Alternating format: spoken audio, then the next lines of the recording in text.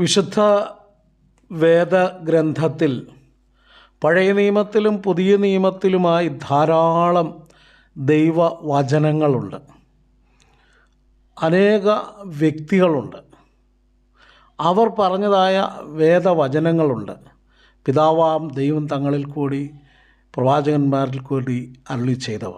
Okay, അവ എല്ലാം ഇടുക്കമുള്ള വഴിയല്ല, അവയെല്ലാം വിശാലമായ വഴി തന്നെയാണ്. അതുകൊണ്ട് അതിൽ നിന്നും എടുത്ത് എല്ലാവരും തുടർമാനമായി ഒന്ന് തന്നെ പ്രസംഗിക്കുന്നു, അധരചർവണം. വീണ്ടും വീണ്ടും അത് ആവർത്തിക്കുന്നു. അത് ജനത്തിന് വളരെ ഇഷ്ടമാണ്.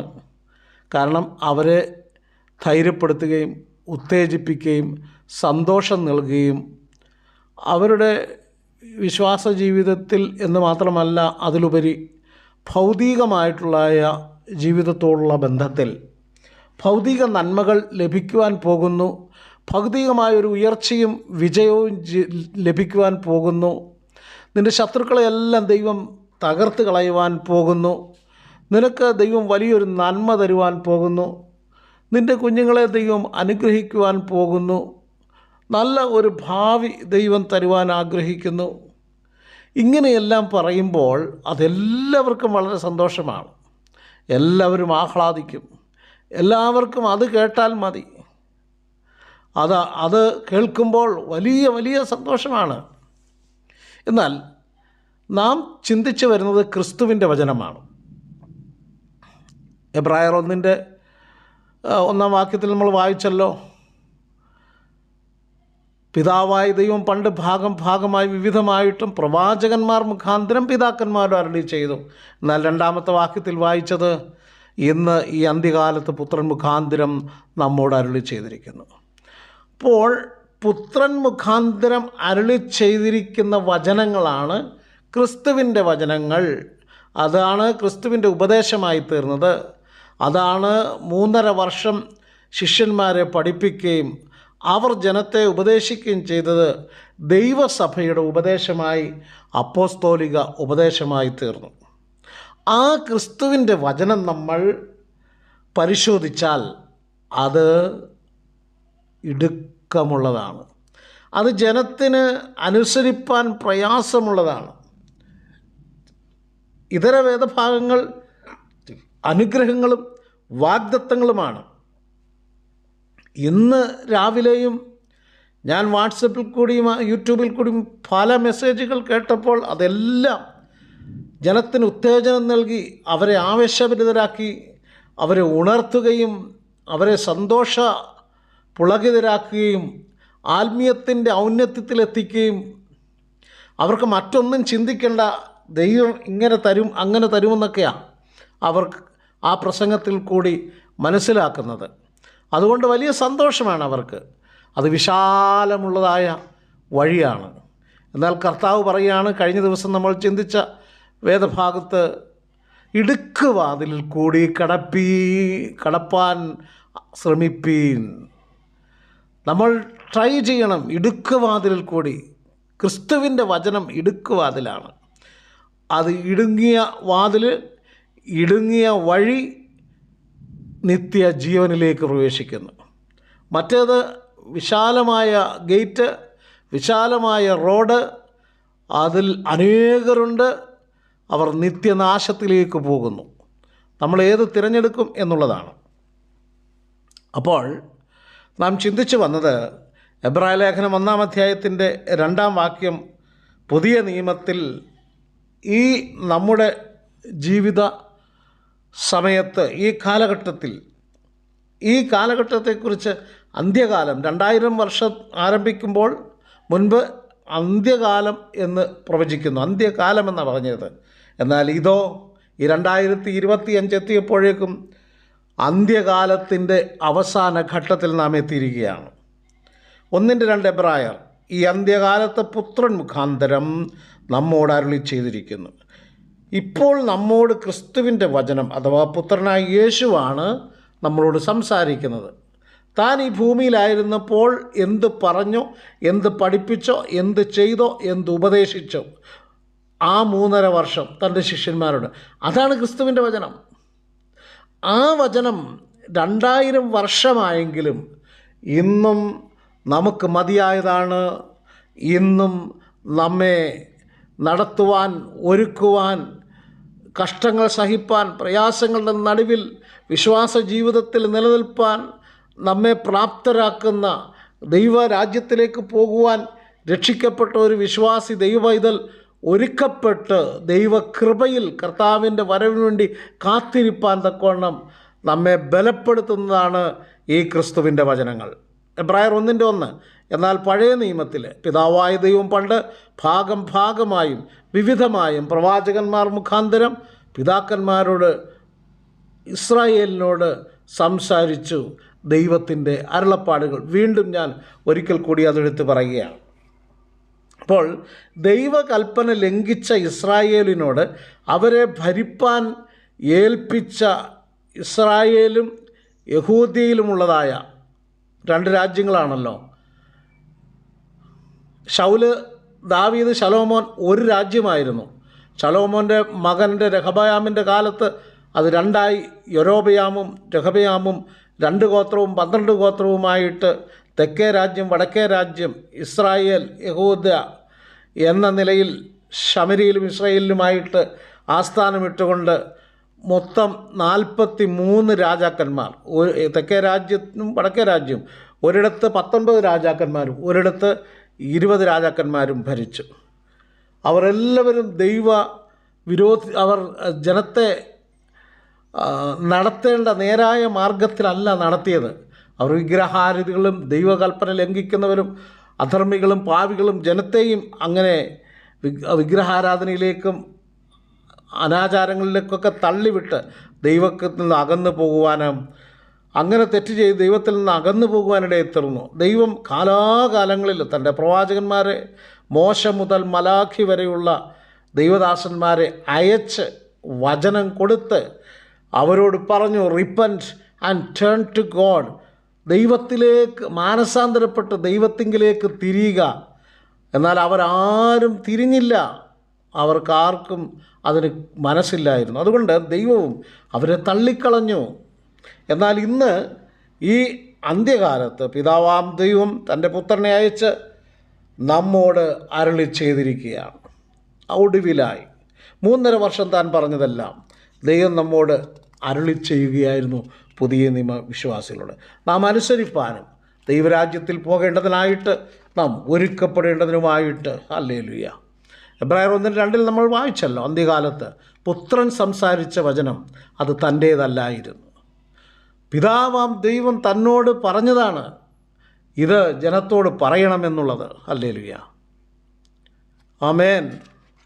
മാത്രമല്ല യോഹന്നാൻ്റെ സുവിശേഷം 14-ാം അധ്യായത്തിൻ്റെ 24-ാം വാക്യത്തിൽ പറയുന്നത്, നിങ്ങൾ കേൾക്കുന്ന വചനം എൻ്റേതല്ല, എന്നെ അയച്ച പിതാവിൻ്റേതത്രയെന്ന് കർത്താവായ യേശു ക്രിസ്തു താൻ തന്നെ പറയുകയാണ്. യോഹന്നാൻ്റെ സുവിശേഷം 15-ാം അധ്യായത്തിൻ്റെ 15-ാം വാക്യത്തിൽ നമ്മളെന്താ കാണുന്നത്? ഞാൻ എൻ്റെ പിതാവിൽ നിന്ന് കേട്ടതെല്ലാം നിങ്ങളോട് അറിയിച്ചിരിക്കുന്നു. അപ്പോൾ പിതാവ് തന്നോട് സംസാരിച്ചു, പുത്രനായ ക്രിസ്തു നമ്മോട് അത് അരുളി ചെയ്തു. അപ്പോൾ അത് തൻ്റേതല്ല, പിതാവിൻ്റേതാണ്. പിതാവ് നമുക്ക് തന്നിരിക്കുന്നതാണ്, പിതാവായ ദൈവം. ലൂക്കോസ് 9:35 പിതാവായ ദൈവം പറയുകയാണ്, പുത്രൻ്റെ അഥവാ ക്രിസ്തുവിൻ്റെ വചനം അനുസരിപ്പീനെന്ന് പിതാവായ ദൈവം റെക്കമെൻഡ് ചെയ്യുക മാത്രമല്ല നമ്മെ നിഷ്കർഷിക്കുകയാണ്. He is my son, hear him. ഇവൻ എൻ്റെ പ്രിയപുത്രൻ, ഇവന് ചെവി കൊടുപ്പീൻ. നിങ്ങൾ ഈ പറയുന്ന വേദഭാഗങ്ങളൊക്കെയും ഒന്നെടുത്ത് വായിക്കുന്നത് വളരെ നന്നായിരിക്കും. ഡ്യൂട്രോണമി, ആവർത്തന പുസ്തകം 18:15 എന്താ പറയുന്നത്? മോശയാണ് അത് പറയുന്നത്. അപ്പോൾ പിതാവായി ദൈവം പറഞ്ഞു ഇവന് ചെവി കൊടുപ്പീൻ, പുത്രനായ കർത്താവ് പറഞ്ഞു വചനത്തിൽ നിലനിൽപ്പീൻ. അതെൻ്റേതല്ല. മോശ പറയുകയാണ് എന്നെപ്പോലെ, അതായത് ആവർത്തനം 18:15 ഒരു പ്രവാചകനെ എഴുന്നേൽപ്പിക്കും ദൈവം നിങ്ങളുടെ ഇടയിൽ നിന്നും, നിങ്ങൾ അവൻ്റെ വചനം കേൾക്കണം. ഇത് മോശ പറയുകയാണ് ഇസ്രായേലിനോട്. അപ്പോസ്തലപ്രവൃത്തി 3:23 എന്താ കാണുന്നത്? യേശുവിൻ്റെ വചനം, യേശുവിൻ്റെ വാക്ക് കേൾക്കാത്ത ഏവനും ഛേദിക്കപ്പെടുമെന്ന് അപ്പോസ്തലപ്രവൃത്തിയിൽ വായിക്കുന്നു. ഈ വേദഭാഗങ്ങളൊക്കെ ചുമ്മാ വായിച്ച് തള്ളുകയാണോ? അത് നമ്മളൊന്ന് വിചിന്തനം ചെയ്തിട്ടുണ്ടോ? 22, 23 വേദഭാഗങ്ങൾ, നിങ്ങളോട് സംസാരിക്കുന്ന സകലത്തിലും നിങ്ങൾ അവൻ്റെ വാക്ക് കേൾക്കണം. കേൾക്കാത്ത ഏവനും ജനത്തിൻ്റെ ഇടയിൽ നിന്ന് ഛേദിക്കപ്പെടും. എന്ത് കേൾക്കാത്തത്? പിതാവ് പുത്രൻ്റെ വചനം അഥവാ ക്രിസ്തുവിൻ്റെ വചനം. പഴയ നിയമത്തിൽ പിതാവ് അരുളി ചെയ്ത വചനമല്ല, ഇന്ന് ഈ അന്ത്യകാലത്ത് ദൈവസഭയ്ക്ക് പുത്രനിൽ കൂടി അരുളി ചെയ്ത വചനം. നിങ്ങളോട് സംസാരിക്കുന്ന സകലത്തിലും നിങ്ങൾ അവൻ്റെ വാക്ക് കേൾക്കണം. കേൾക്കാത്ത ഏവനെയും ജനത്തിൻ്റെ ഇടയിൽ നിന്ന് ഛേദിച്ച് കളയും. ആവർത്തനം 18 തന്നെ 19 വേദഭാഗത്ത് എന്താ വായിക്കുന്നത്? അവൻ എൻ്റെ നാമത്തിൽ പറയുന്ന എൻ്റെ വചനങ്ങൾ കേൾക്കാതിരുന്നാൽ അവനോട് ഞാൻ ചോദിക്കും. ഇത് യഹോവയായ ദൈവം പറയുകയാണ്. We cannot take God's word so lightly. ദൈവവചനം വില കുറച്ച് കാണരുത്. അത് വിലയില്ലാത്തതല്ല. അത് സ്വർഗത്തിലെ ദൈവം തൻ്റെ ജനത്തോട് സംസാരിക്കുന്നതാണ്. നമുക്ക് ജീവിതത്തിൽ ഏറ്റവും വിലമതിക്കുവാൻ കഴിയുന്നതും ഏറ്റവും ശ്രദ്ധിക്കേണ്ടതും ഏറ്റവും അനുസരിക്കേണ്ടതുമായ പരമപ്രധാനമായിരിക്കുന്ന കാര്യം എന്ന് പറയുന്നത് ദൈവത്തിൻ്റെ വചനമാണ്, ക്രിസ്തുവിൻ്റെ വചനമാണ്. അതുകൊണ്ട് ദൈവവചനം വില കുറച്ച് കാണരുത്. അത് സീരിയസ് ആയിട്ട് തന്നെ എടുക്കണം. ദൈവവചനത്തിന് അതിൻ്റെ സീരിയസ്നെസ് നമ്മളെല്ലാവരും കൊടുക്കണം. ഈ വചനം, ഈ ബൈബിൾ കുഞ്ഞുങ്ങൾക്ക് കളിക്കാനിടുന്നല്ല. ചില പാസ്റ്റർമാരുടെ ഫെയ്ത്ത് ഹോമിൽ ചെന്നപ്പോൾ കണ്ടിട്ടുണ്ട്, കൊച്ചു കരയുമ്പം ഫുൾ ബൈബിളൊക്കെ എടുത്ത് കൊടുക്കുന്നത്. കൊച്ചു മാന്തി പറിക്കുന്നു, വലിച്ചു കീറുന്നു, കുത്തി വരയ്ക്കുന്നു. എന്ത് വിലയാണ് അതിന് കൊടുത്തിട്ടുള്ളത്! ഹല്ലേലൂയ. പലരും അസ്ഥാനത്തും അസമയത്തും വേണ്ടാത്തിടത്തും ദൈവവചനം പറയുന്നു. അങ്ങനെ കൊച്ചു കളിക്കാനുള്ളതല്ല ദൈവത്തിൻ്റെ വചനം. അത് ദൈവത്തിൻ്റെ തിരുവായിൽ നിന്നും മൊഴിഞ്ഞ അഗ്നി, വളരെ ശക്തമായിട്ടുള്ള ദൈവവചനമാണ്. യേശു പറയുകയാണ്, യോഹന്നാൻ 14:23, എന്നെ സ്നേഹിക്കുന്നവൻ എൻ്റെ വചനം പ്രമാണിക്കും. യോഹന്നാൻ 15:10 പറയുകയാണ്, നിങ്ങൾ എൻ്റെ കൽപ്പനകൾ പ്രമാണിച്ചാൽ എൻ്റെ സ്നേഹത്തിൽ വസിക്കും. യേശു കർത്താവ് നമ്മളെ സ്നേഹിക്കുന്നുണ്ടെന്നും കർത്താവിലാണ് നമ്മൾ വസിക്കുന്നതെന്നുള്ളതും വാഗൊണ്ട് പറഞ്ഞാൽ പോരാ. ഞാൻ കർത്താവിന് വേണ്ടി അത് ചെയ്യുന്നുണ്ട്, ഞാൻ കർത്താവിന് വേണ്ടി അവിടെ പോകുന്നുണ്ട്, ഞാൻ ചെരുപ്പിടാതെ നടക്കുന്നത്, അല്ലെങ്കിൽ പകലെല്ലാം ഞാൻ നടന്ന് സുവിശേഷം പറയുകയാണ്, ഞാൻ അത് ചെയ്യുകയാണ്, ഇത് ചെയ്യുകയാണ്. ഇതെല്ലാം നല്ല കാര്യം, ഇതെല്ലാം ചെയ്യാൻ കർത്താവ് പറഞ്ഞിട്ടുണ്ട്. പക്ഷേ കർത്താവിൻ്റെ വചനത്തിൽ നിലനിൽക്കുന്നുണ്ടോ, അഥവാ ദൈവവചനം പ്രമാണിക്കുന്നുണ്ടോ? അതാണ് പ്രധാനമായിട്ടുള്ള കാര്യം. എബ്രായർ 12:25 എന്താ വായിക്കുന്നത്? നമ്മൾ പലപ്പോഴും വായിച്ചു വിടുന്നൊരു വേദഭാഗമാണ്. അതൊന്ന് വളരെ ശ്രദ്ധയോടൊന്ന് വായിച്ചു നോക്കിയേ.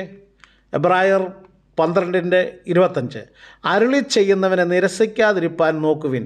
ഭൂമിയിൽ അരുളി ചെയ്തവനെ നിരസിച്ചവർ തെറ്റി ഒഴിയാതിരുന്നു എങ്കിൽ സ്വർഗത്തിൽ നിന്ന് അരുളി ചെയ്തവനെ നാം വിട്ടുമാറിയാൽ എത്ര അധികം.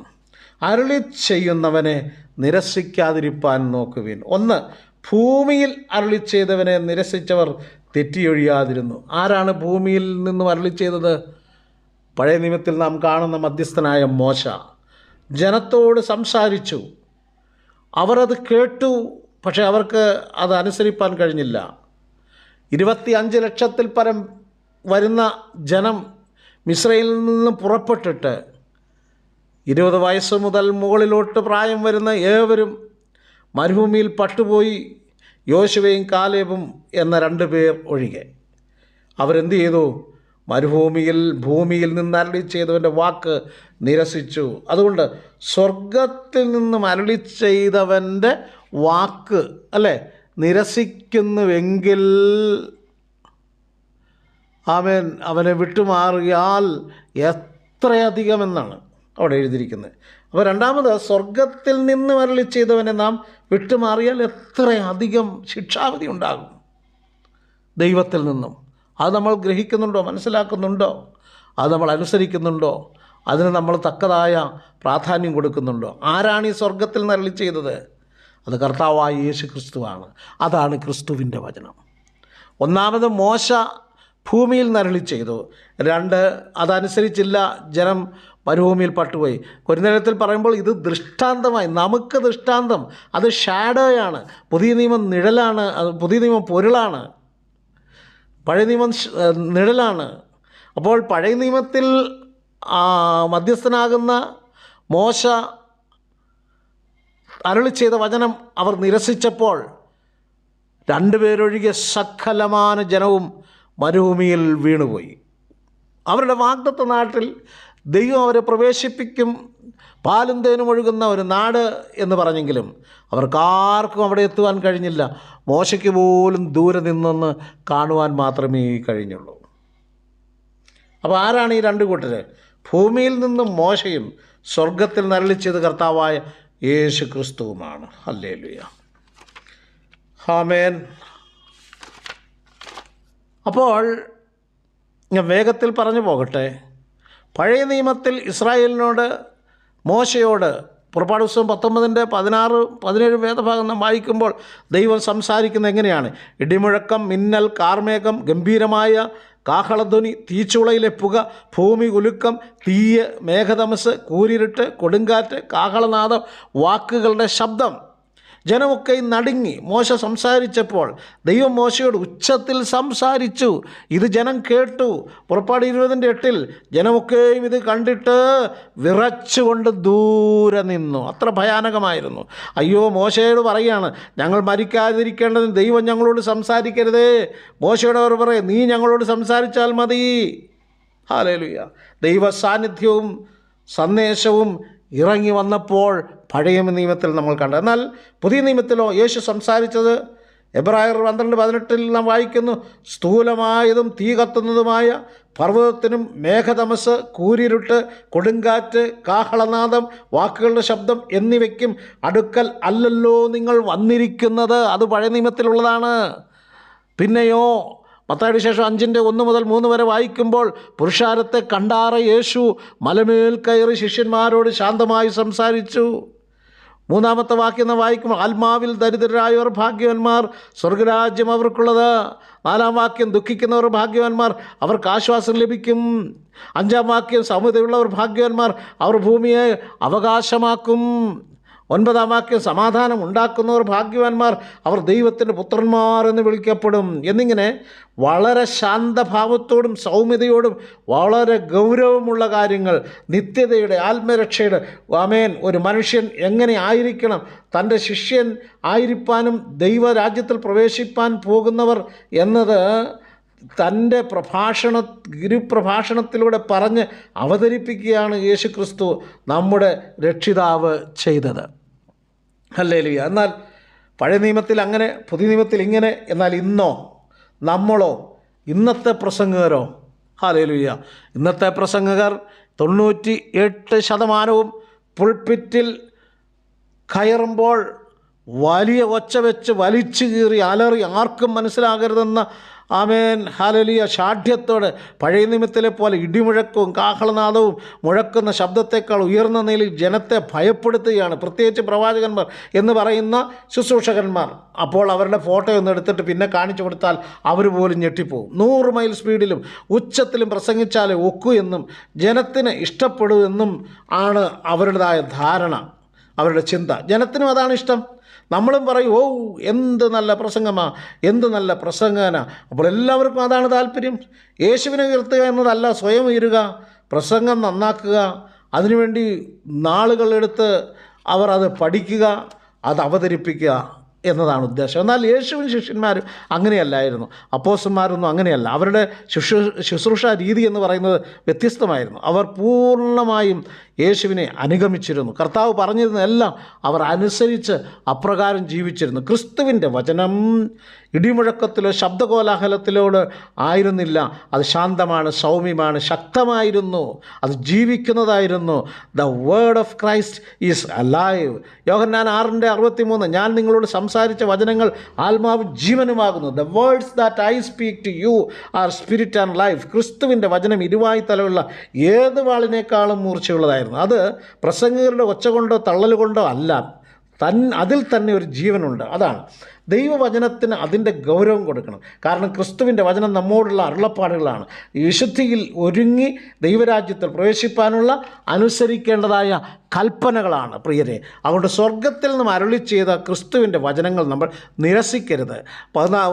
സംഖ്യ 14:22 കാരണം ഭൂമിയിൽ നിന്നും അരുളി ചെയ്തവനെ നിരസിച്ചവർ മരുഭൂമിയിൽ പട്ടുപോയി.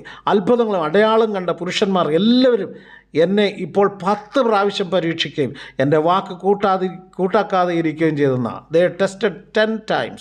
അതുകൊണ്ട് മരുഭൂമിയിൽ നിങ്ങളുടെ ശവങ്ങൾ വീഴും. നൂൻ്റെ മകനായ യോശുവയും യെഫുന്നയുടെ മകൻ കാലേബും ഒഴികെ 20 വയസ്സ് മുതൽ എണ്ണപ്പെട്ടവരായി എൻ്റെ നേരെ പിറുപിറുത്തവരായ ആരും തന്നെ ഞാൻ നിങ്ങളെ പാർപ്പിക്കുമെന്ന് സത്യം ചെയ്തിട്ടുള്ള ദേശത്തേക്ക് കടക്കുകയില്ല. 29-30 സംഖ്യാപുസ്തകം 14-ാം അധ്യായത്തിലാണ് ഞാൻ ഈ പറഞ്ഞതായ വേദഭാഗങ്ങൾ. അതുകൊണ്ട് എബ്രായർ 3:9 വരുമ്പോഴോ 40 ആണ്ട് എൻ്റെ പ്രവൃത്തിയിലെ കണ്ടിട്ട് എന്നെ പരീക്ഷിച്ച് ശോധന ചെയ്തു 10 പ്രാവശ്യം. അതിൻ്റെ 11-ാം വാക്യം therefore I was angry with them. Hallelujah. ദൈവം പറയുകയാണ്, അതുകൊണ്ട് ഞാൻ എൻ്റെ ക്രോധത്തിൽ സത്യം ചെയ്ത് അവർ എൻ്റെ സ്വസ്ഥയിൽ പ്രവേശിക്കുകയില്ല എന്ന്. Hallelujah. Today his word speak to us that what he spoke 2000 years ago still not change. എബ്രായർ 3:12-13 വായിക്കുവാൻ സമയമില്ലാത്തതുകൊണ്ട് ഞാൻ അതിലേക്ക് കടക്കുന്നില്ല. എന്തായാലും അതുകൊണ്ട് നാൾതോറും അന്യോന്യം പ്രബോധിപ്പിച്ചു കൊള്ളുക. Encourage and exalt one another daily. അപ്പോൾ നാം ക്രിസ്തുവിൻ്റെ വചനം, യേശു പറഞ്ഞത്, പ്രവർത്തിച്ചത്, ചെയ്തത്, പഠിപ്പിച്ചത്, പ്രസംഗിച്ചത്, ഉപദേശിച്ചത് നമ്മോട് അത് തന്നെയാണ് ചെയ്യുവാൻ ആവശ്യപ്പെട്ടത്. ആ വചനം ക്രിസ്തുവിൻ്റെ വചനം. അപ്പോസ്തലന്മാർ അനുസരിച്ച് പഠിപ്പിച്ച് പ്രസംഗിച്ച് ഉപദേശിച്ചു. അവർ വചനം എന്ത് പറയുന്നു അതനുസരിച്ചു. എല്ലാം വിട്ട് ലോകത്തെ വലിയതായി കണ്ടില്ല. യേശുവിനായി ജീവൻ നൽകി ജനം യേശുവിനെ സ്വീകരിച്ചു. നാമും അത് തന്നെ അനുസരിക്കണം. ക്രിസ്തുവിൻ്റെ വചനം പഠിക്കണം, അത് പഠിപ്പിക്കണം, അത് ജീവിതത്തിൽ പാലിക്കണം, അത് ഉപദേശിക്കണം. കർത്താവിൻ്റെ വരവാസനമായിരിക്കുന്നതുകൊണ്ട് ആ വരവിന് വേണ്ടി ജനത്തെ നമുക്കൊരുങ്ങാം. ദൈവം നമ്മെ സഹായിക്കട്ടെ. ഞാൻ MJ മാത്യു, വയനാട്ടിൽ നിന്നും ഏവർക്കും നന്ദി. യേശുവിൻ നാമത്തിൽ എല്ലാവർക്കും ആശംസയും സ്നേഹവന്ദനങ്ങളും അറിയിക്കുന്നു. Amen, amen, amen. Praise the Lord.